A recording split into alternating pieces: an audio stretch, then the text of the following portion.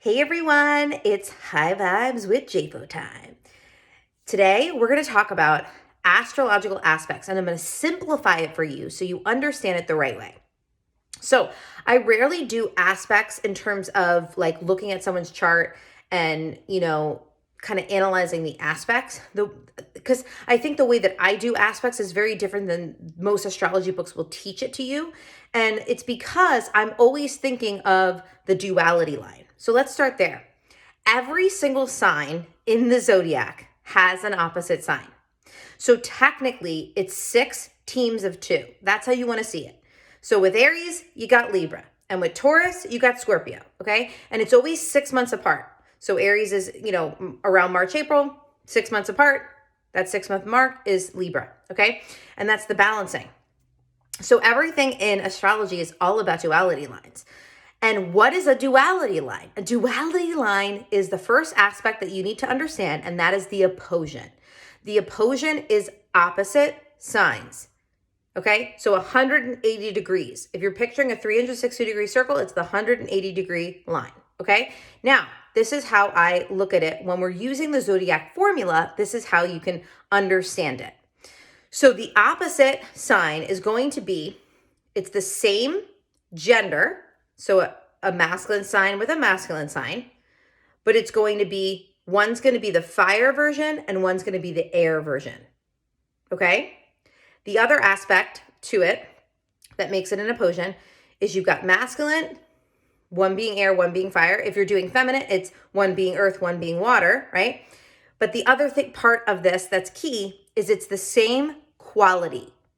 Okay? So it's a cardinal masculine fire with a cardinal masculine air, or a cardinal feminine earth with a cardinal feminine water. See what I'm saying?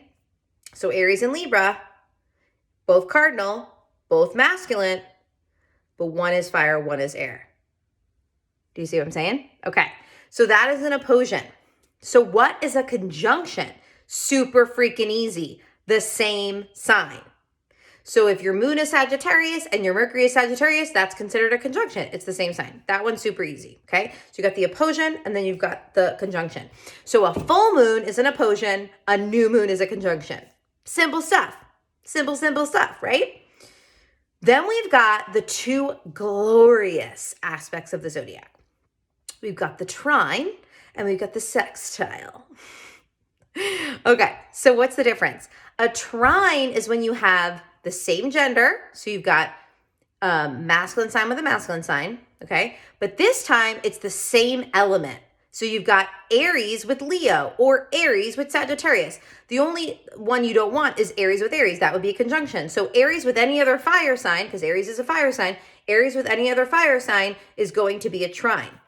A water sign like Cancer with any other water sign other than Cancer is going to be a trine. See how that goes? Super simple, okay? So a trine is just when you have like a Pisces with a Cancer, 2 water signs, or a Capricorn with a Taurus, 2 earth signs, okay? Then we've got the sextile. Same thing, but now it's about the gender. So, for example, when we had Capricorn and Taurus, both were earth signs, right? That was a trine. A sextile would be Capricorn with Scorpio, right? Both feminine signs, but one is going to be a water and one is going to be an earth, and they're not an opposition, right? So for example, the reason why let me go back. So Capricorn is a cardinal feminine earth. Scorpio is also a feminine, but it's a water sign and it's not the same quality. It's actually a fixed sign. See how it goes? Okay, so this is how you do it. And the last one is the most, the harshest aspect. Now, let me just say this. There are a couple other aspects that are just, I don't think they're that important.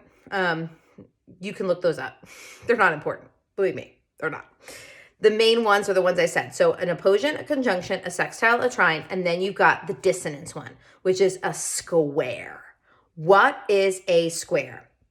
A square is that cosmic cross energy, okay? Now, what is a square? You want to think of all of this when you're thinking about the different qualities. So I would even write them down. If like you're an astrology nerd and you really want to master this, write it down. So you'll have your cardinal signs and they're going to make a cross.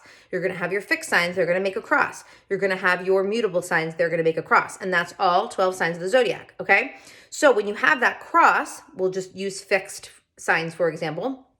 One line is going to be the masculine fixed and one line is going to be the feminine fixed. That is a square. When you have the same quality, but they're different gender. And the reason why is they're doing the same thing, right? They're both passionate and attachers and all or nothing. But the feminine line is going to go within and the masculine line is going to go without. And that is why there's dissonance, because they're the same. So they think they're the same. So a lot of times when you have this kind of squaring energy in a chart, it's like, it can be like really like intense, right? Like you could have intense chemistry with someone where you have a square and then you end up fighting like no other because you think at first that you're the same, right? You're like, wow, we're so similar. We're both all or nothing. We're both passionate. But then before you know it, one person's more feminine and they're going within and the other person's more masculine and they're going without, and then they're butting heads, right?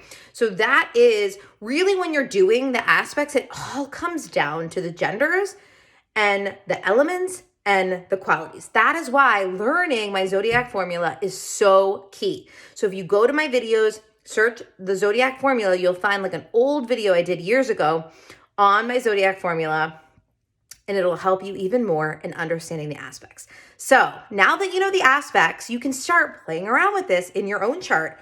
For example, my moon squares my MC. What does that mean? My emotional energy is Capricorn and Aries, and my career angle, the midhaven, is Libra. So my career angle squares my moon. Another way to do it is my moon in Capricorn is squaring my Pluto in Libra, because my Pluto in Libra is in the Capricorn house, and then my moon in Capricorn is in the Aries house, and both layers square. Hold on. Riley, come here. Do you want to say hello? She's so loud, guys. I can never film. Babe, why are you barking? We square. Just going to tell you that right now. I know we square for sure. Her destiny line, my dog's destiny line, because it's the only part I really know, because I don't actually know her birthday. Her destiny line is a feminine destiny line, and my destiny line is masculine. But I definitely can feel that like where I'm feminine, she's masculine. Like we definitely square each other, but we love each other. We try our hardest. So sometimes that squaring or that trine or that whatever it is can be on a double layer situation. That's when it gets really fun. So I'll give you an example of a double layer trine.